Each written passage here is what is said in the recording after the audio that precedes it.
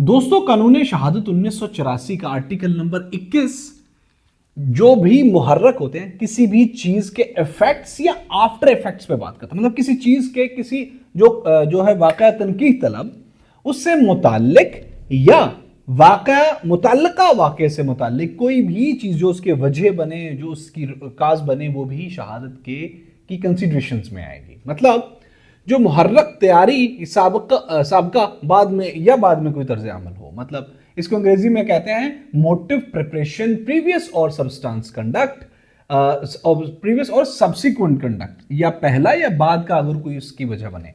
मतलब कोई वाक़या मुतल्लका है अगर जिससे कोई वाक़या तनकीह तलब या वाक़या मुतल्लका के मुहर्रिक या तैयारी का इजहार होता हो या उसकी तश्कील होती हो। मतलब अगर कोई इंसिडेंट हुआ है तो वो वाक़या मुतल्लका है अगर उस वाक़े का उसके साथ कोई भी किसी किस्म का ताल्लुक है, पहले या बाद का। ठीक है, कोई तर्ज अमल, कोई वाक़या जिससे तासुर लिया गया, इवन उसका कोई इंपैक्ट भी पड़ रहा हो ना, तो भी। आर्टिकल 22 बात करता है फैक्ट्स नेसेसरी टू एक्सप्लेन और इंट्रोड्यूस इवेंट्स ऑफ फैक्ट्स। वो वाक़यात जो वाक़यात मुतल्लका की शरह को तशरीह करने या इनको पेश करने के लिए ज़रूरी हों। मतलब जिसकी चीज़ की बात या कयास से उस चीज़ का तासुर या उसकी तायीद या उसकी तरदीद की गई हो, वो भी शहादत के ज़िम्मे में आएंगे। Any relevancy of the incident, main incident, would be considered into the witness. 24वां आर्टिकल बात करता है when facts are otherwise relevant become the relevant.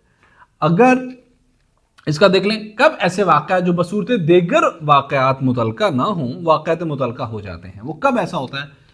वो वाक़यात जो बसूरत देगर वाक़यात मुतल्लका ना हों वाक़यात मुतल्लका हैं अगर वो किसी वाक़या तनकीह तलब या वाक़या मुतल्लका से गैर मुताबिक हो। कैसे? या फिर अगर इनसे बाज़ या देगर वाक़यात से मिलकर किसी ऐसे वाक़या तनकीह तलब या वाक़या मुतल्लका के वजूद या अदम वजूद का कोई ताल्लुक हो। इसको मैं एक्सप्लेन करता हूँ एक मिसाल से। अमर तनकीह तलब कोई ऐसा वाक़या जिस पे हम इंटरोगेशन कर रहे हैं, जिस पे हमारी तफ्तीश चल रही है, जो कि ज़िमनी के अंदर है या जो कि FIR के अंदर है। ठीक है, ये है उस वाक़े के अंदर ये है कि अलिफ ने फला रोज़ फैसलाबाद में कोई जुर्म किया। कोई एक बंदा है, उसने किसी दिन फैसलाबाद के अंदर जुर्म किया। अलिफ और इसका अगर अलिफ उस रोज़ कराची में था, तो उसका कराची होना भी वाक़या मुतल्लका है कि अगर वो तफ्तीश के अंदर है, अगर वो FIR के अंदर है और वो कि उसने जुर्म किया। अगर वो उस रोज कराची में था तो भी ये वाक़या मुतल्लका है। कराची में वो क्या कर रहा था, किधर था, कैसे था, इसकी बाबत शहादतें, इसकी बाबत इंटरोगेशन और इंफॉर्मेशन होगी। जो आर्टिकल हमारा 27 है वो बात करता है facts showing existence of state of mind और बॉडी और बॉडीली फीलिंग्स। मतलब वो वाक़यात जिनसे हालात ज़हनी या जिस्मानी का वजूद ज़ाहिर होता हो। मतलब वो भी रेलेवेंट वाक़यात होंगे, वो भी इंसिडेंट कौन से होंगे? वाक़यात मुतल्लका होंगे जो कि जिससे किसी का दिमाग, ज़हनी कोई कैफियत, साइकोलॉजिकल कैफियत जो है ना वो वाज़े हो रही हो। कैसे? अलिफ ने बे को ख़त लिखा है और उस ख़त में उसने जान से मार देने की धमकी दी है कि भाई मैं तुम्हें जान से मार दूंगा। ये है कौन सा? ये है वाक़या तनकीह तलब।